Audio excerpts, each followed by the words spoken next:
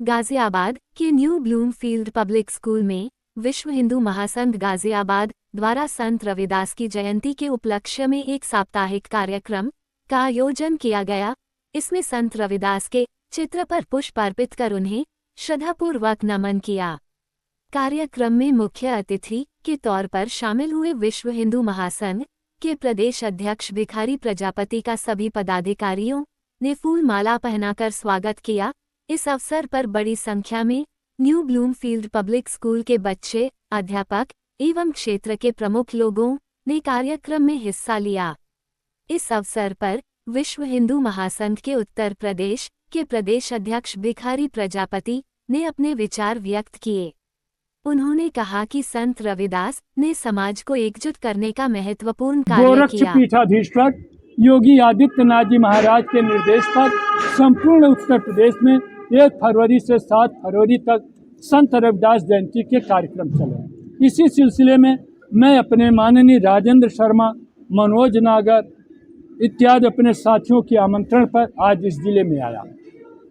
इस जिले पर मैं संत रविदास जी ऐसे संत हुए जिनका जन्म दलित वर्ग में हुआ, जिनके गुरु ब्राह्मण थे, जिनके शिष्य क्षत्रिय थे और जिनके अनुयायी वैश्य समाज था। मैं ये कहना चाहता हूँ, संत रविदास जी को बृहद हिंदू समाज का जो सम्मान मिलना चाहिए वह सम्मान नहीं मिल पाया।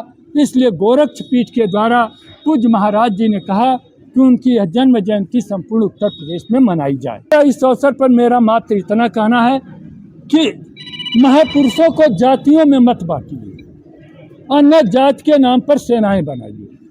ब्राह्मण सेना, क्षत्रिय सेना, भीम सेना, मिम सेना, दलित सेना, ये जातीय सेनाएं देश की दुश्मन नंबर 1 हैं। मैं प्रियंका शर्मा और मैं न्यू ब्लूमफील्ड पब्लिक स्कूल में शिक्षिका का तौर पर काम करती हूँ। अच्छा, आज यहाँ स्कूल में रविदास जी के बारे में इतनी जानकारी दी गई, विश्व महासंघ का कार्यक्रम हुआ और उसमें सारी जानकारी बताई गई है महापुरुष के बारे में, रविदास जी के बारे में, तो क्या कुछ कहेंगे? संत रविदास जी के बारे में बताया। आज हमारे विद्यालय में श्री भिखारी प्रजापति जी आए थे, जिन्होंने हमें आज संत रविदास जी के बारे में बताया और इससे हमें बहुत सारी चीज़ें सीखने को भी मिली। उन्होंने जाति के बारे में बताया, विश्व हिंदू एक हिंदुत्व है जो कि हम पूरे एक महासंगठन है, बहुत बड़ा संगठन है। उन्होंने कहा सबसे बेसिक उन्होंने ये चाहा कि कोई भी जाति, कोई भी ऊंच नीच जाति नहीं होती है, सब एक हैं, हम हिंदू हैं। और प्लस उन्होंने संत रविदास जी के बारे में बताया जो कि एक महापुरुष थे, बहुत बड़े पुरुष थे।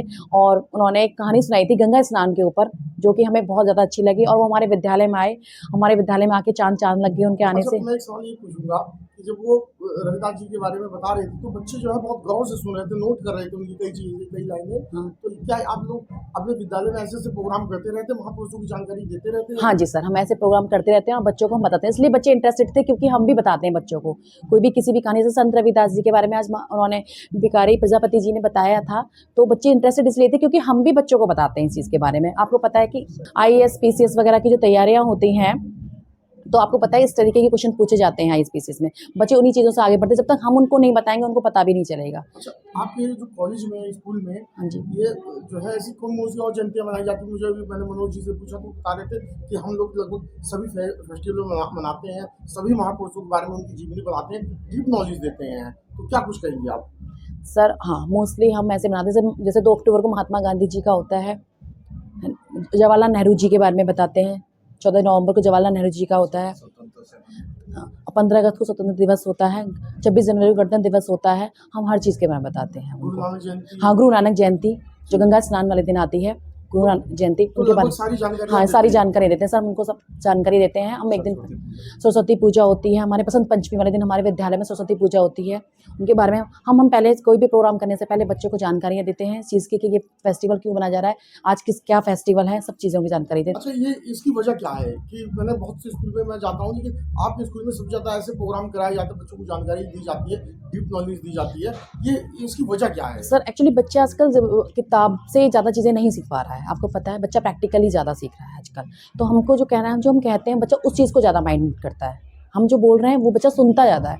आपको पता है बच्चा बचपन में लिखना नहीं सीखता, सुनते ही है। आपको पता है बच्चा बोलना सीखता है, सुनने से ही बोलना सीखता है। तो वो जो चीज़ हमें आप बताते हैं तो बच्चे को जो हमारी बातें बताई होती हैं वो ज़्यादा अच्छे से याद रहती है। जो हम बच्चों को बताते हैं वो बच्चे को ज़्यादा रहती हैं यादें।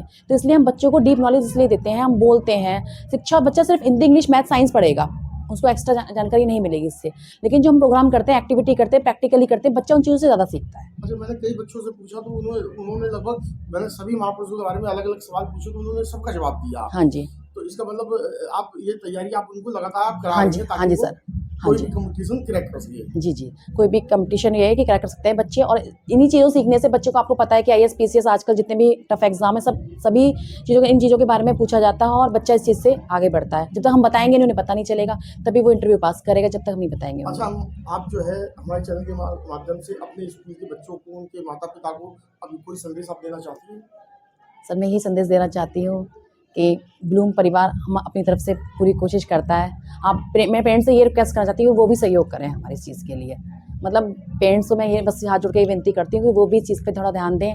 बच्चों जैसे हम कोशिश कर रहे हैं, ऐसे वो भी ध्यान दें अपने बच्चों पे।